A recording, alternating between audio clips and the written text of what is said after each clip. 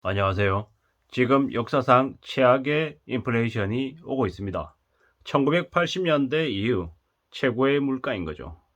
미국은 물가가 상상을 초월할 정도로 오르고 있고, 미국뿐만 아니라 한국 또한 심상치 않다라고 이야기하고 있습니다.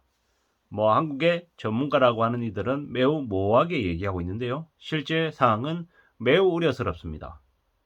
한국의 소비자 물가가 5%를 넘어서 6%를 전망하고 있고, 미국의 경우에는 8.5%, 8.3%, 정점이다 아니다라는 이야기가 되게 많은데, 이때까지의 모습으로 미루어 볼 때는 이러한 사항들이 계속 반복될 걸로 보여집니다.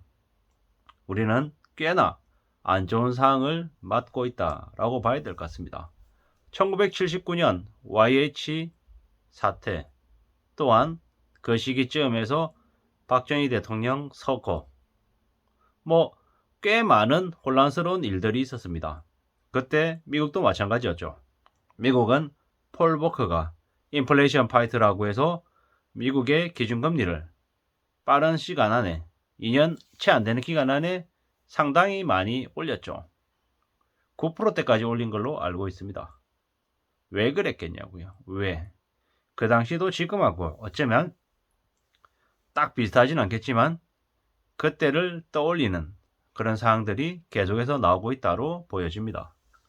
올쇼크 얘기 나오기도 하고, 지금 유가가 130불을 넘어서 150불이 될 수 있다는 이야기도 나오고 있습니다. 한국뿐만 아니라 미국, 그리고 유럽 모든 나라들이 지금 기준금리를 가파르게 올릴 거다라는 이야기가 있습니다. 유럽도 빅스텝을 고려하고 있다는 이야기도 있죠. 이런 시기에 부동산이나 주식을 함부로 사면 어떻게 될까요? 뻔한 얘기입니다. 상상이 안 될 정도로 많은 궁지에 내몰릴 거라는 거죠. 지금은 책임을 지지 않는 가짜 전문가들의 말을 외면해야 합니다. 오직 스스로 공부하고 분석해서 세상을 바라보는 게 훨씬 낫습니다.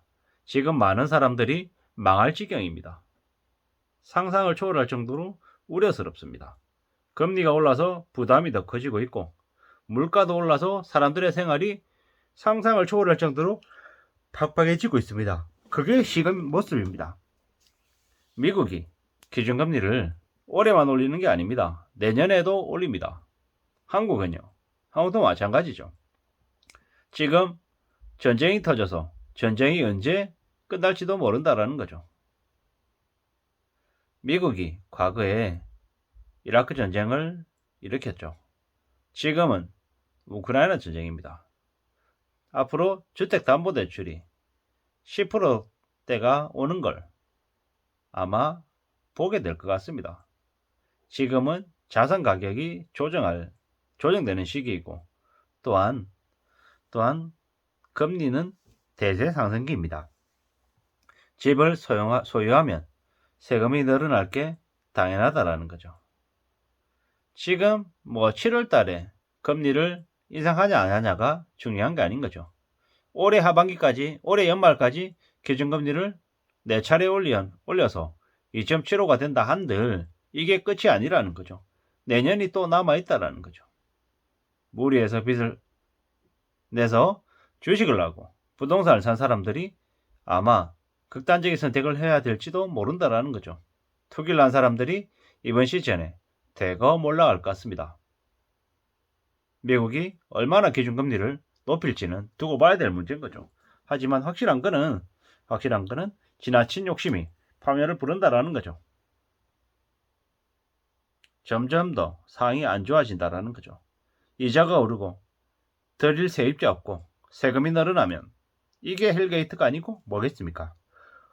무리한 대출이 다 문제가 되는 거죠.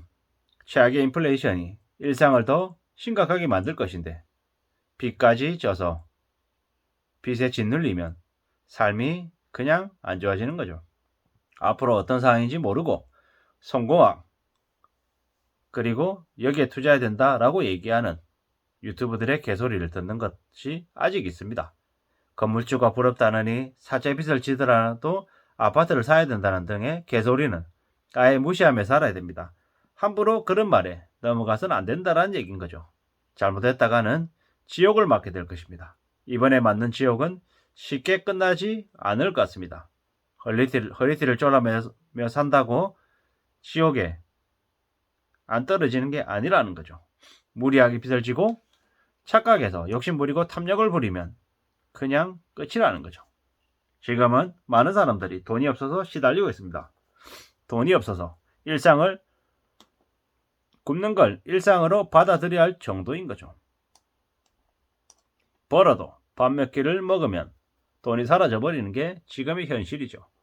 남의 처지를 부러워한다고 내 처지가 금방 나아지는 게 아니라는 거죠. 일본 국민들 중에 굶는 이들이 꽤 많다고 합니다. 왜 그러겠습니까? 돈이 없어서인 거죠. 그리고 먹어도 되게 대충 먹는 일이 많답니다. 뭐 그냥 허기를 채우는 정도밖에 안 되는 거죠. 그런 처지를, 그런 나라를 기본급의 국가라고 얘기할 수 있을 것 같습니다. 고물가에서 함부로 지갑을 열 수 없는 겁니다. 일본은 고소득층들은 아주 여유롭게 살고 중산층 아래에 있는 사람들은 지옥같이 삽니다. 나가면 돈이라 길거리에 사람도 잘 없습니다. 이게 선진국의 모습인 거죠. 선진국들은 밖에 나가면 돈 써야 될 일이 많아서 함부로 나가지도 않는 거죠. 집 안에서만 노는 거죠.